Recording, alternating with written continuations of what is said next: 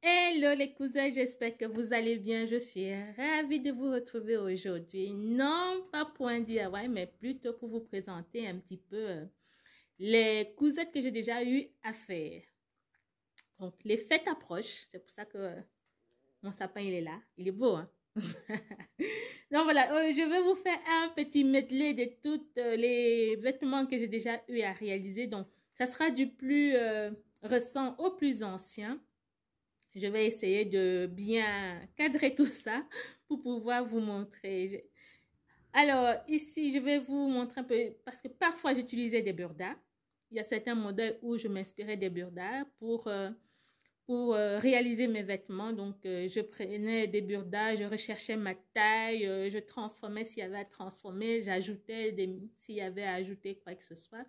Donc, comme vous le savez, sûrement, c'est tout récent que je commence à tracer les patrons et ça, je vous jure, c'est un pur bonheur pour moi parce que je peux faire les modèles que je souhaite et tout ça transformer à ma guise et puis voilà, parce qu'avec les burdas, oui, tu peux transformer, mais pas de beaucoup, c'est juste ajuster la taille, ajuster les longueurs, mais vraiment, tu ne peux pas laisser ton imagination vagabonder.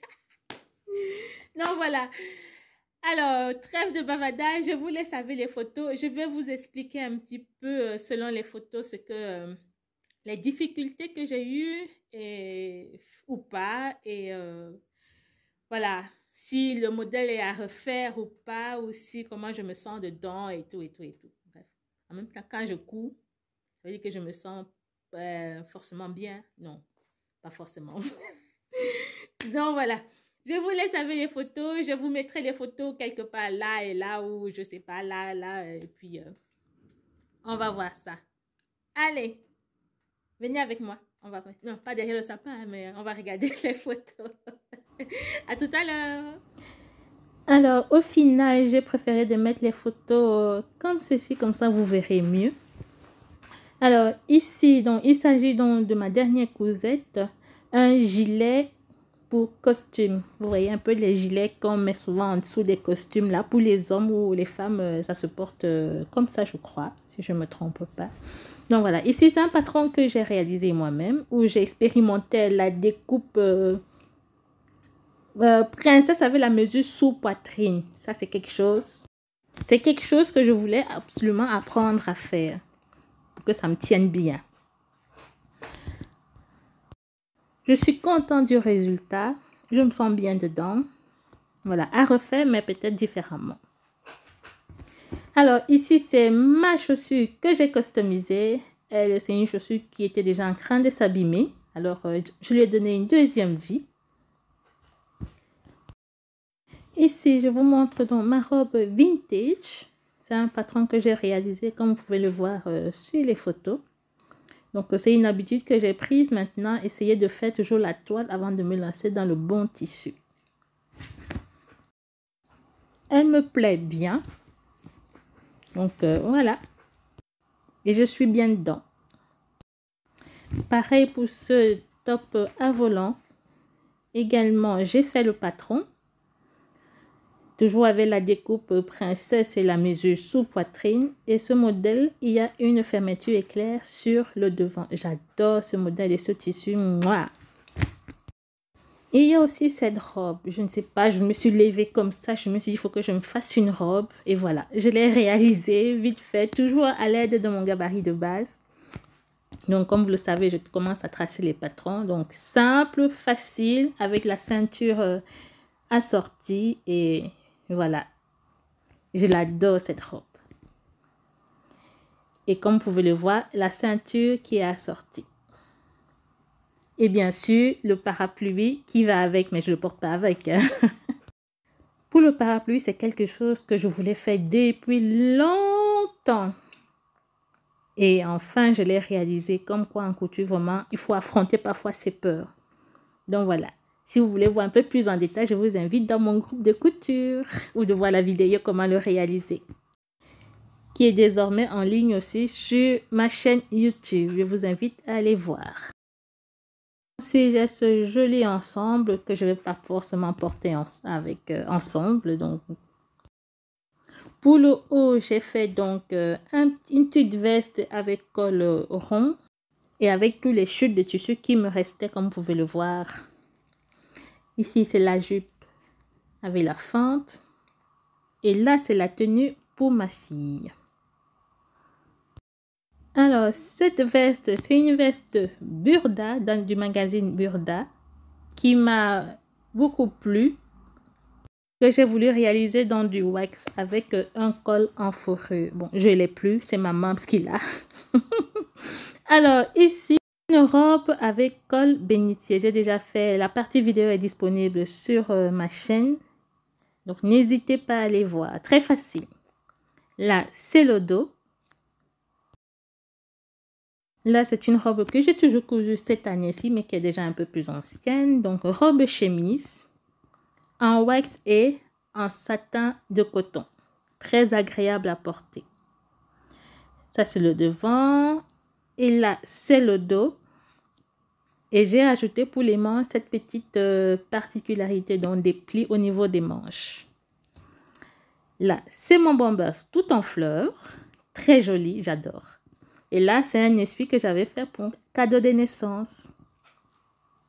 Ensuite, un projet qui me tenait aussi à cœur, c'est de me faire une housse de couette en wax. Alors, ici, elle n'est pas entièrement en wax. Donc, comme vous pouvez voir, il y a 2 tons de tissu. J'ai juste pris juste une housse de couette que j'ai customisée avec du tissu wax. Pareil pour l'été d'oreiller. Là, c'est ma robe bustier de l'année passée. Et là, c'est une robe que j'avais cousue aussi pour ma petite maman. Et là, c'est une robe Queen Bee que j'appelle, vidéo disponible sur ma chaîne. Et là, je m'essaye à faire des espadrilles. J'ai eu un peu de mal, j'avoue. Pas facile pour moi. Et là, c'est ma robe épaule dénudée. Et là, une petite robe pour ma maman encore.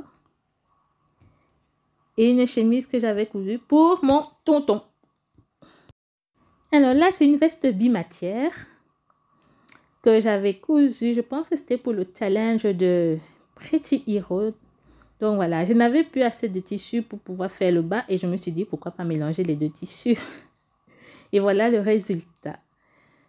Là, ça c'est le dos. Le tissu fleuri, c'est le tissu que ma belle maman m'a gentiment donné. Elle aussi, elle court, mais elle ne court plus beaucoup. Donc, je récupère parfois les tissus. Là, c'est mon bustier. Ouais, je fais ma James Bond. Là, c'est déjà un cousin plus ancien. Un sac. Voilà, là, c'est une robe portefeuille très difficile à faire parce que le tissu glisse énormément. C'est du satin. C'est quelque chose. Oh.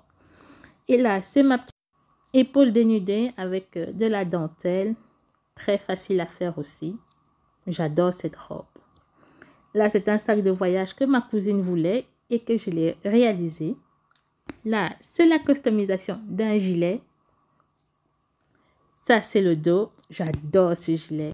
Réalisé toujours à base des chutes de tissu que j'ai découpé les fleurs thermocollées puis appliquées sur mon sweat.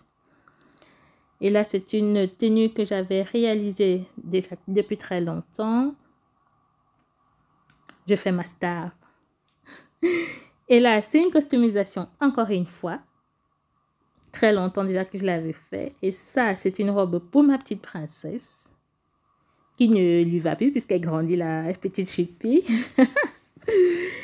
Et là, c'est une combinaison. Franchement, j'aime beaucoup le tissu. Mais le vêtement, je trouve qu'il ne me va pas aussi bien que ça. Donc, voilà. Il est bien, mais ça ne me va pas. Là, c'est une cravate que j'avais faite à l'occasion du mariage de ma soeur pour mon petit homme. Donc, voilà. Il était assorti à moi et à la petite princesse. Très jolie cravate. La première fois que je réalise une cravate. Ça, c'est une robette qu'une maman voulait que je lui fasse pour sa fille. Donc, avec les tissus assortis toujours. Voilà. Celle-là, c'est celle que j'ai réalisée pour ma petite princesse à moi. Et celle-ci, c'est une robe que j'ai réalisée en m'inspirant d'une photo que j'ai vue sur Internet. très joli, même si le tissu était un peu difficile à travailler parce que effet cartonneux comme ça. Donc, robe bustier, voilà le résultat derrière. Et ça, c'est une veste cap que je me suis inspirée de la vidéo de Kim Dave qui fait des excellents patrons. Donc, la vidéo est en anglais. Vu que mon anglais est aussi excellent que celui d'un animateur que je ne citerai pas le nom ici, je m'en suis quand même pas mal sortie. Très jolie veste que je n'ai pas encore eu l'occasion de porter, ceci dit, qui traîne encore dans mon armoire. Oui, le temps ici ne permet pas de s'habiller comme on veut. Franchement, si ça vous dit, je vous invite de regarder d'abord la vidéo 2 fois pour bien comprendre avant de vous lancer parce que ça fait 2 fois. La première fois, je l'ai complètement raté. Donc, voilà. Et voilà, la vidéo touche à sa fin. Alors, j'espère que vous avez aimé. S'il y a des vidéos, les vêtements qui vous ont plu, n'hésitez pas à me laisser ça en dessous de la vidéo et me dire ce que vous avez aimé, préféré. Moi, je vous souhaite de passer de très bonnes fêtes. Oui, je sais, avec la situation sanitaire actuelle, c'est pas vraiment facile vu qu'on ne peut pas se réunir en famille. Mais je suis sûre que on va quand même bien s'amuser et bien passer toutes ces fêtes-là. Donc, je vous souhaite de passer un bon réveillon de Noël. N'abusez pas trop. Hein? Profitez au maximum. Heureusement, on a les réseaux sociaux, on a le téléphone, on a ci, on a ça, on a ça. Il y a moyen de passer de très bonnes fêtes, même si nous sommes éloignés. En tout cas, moi, c'est ce que je vais faire. Alors, je vous embrasse très très fort et je vous retrouve l'année prochaine, 2021. J'espère sera aussi plus meilleur que cette année 2020 avec ce virus qui ne veut pas partir. Soyez prudents, s'il vous plaît, et prenez soin de vous. À bientôt! Vive le vent, vive le vent, vive le vent d'hiver. Boule de neige, carillons sont aussi de la fête. Ouais, vive le vent, vive le vent.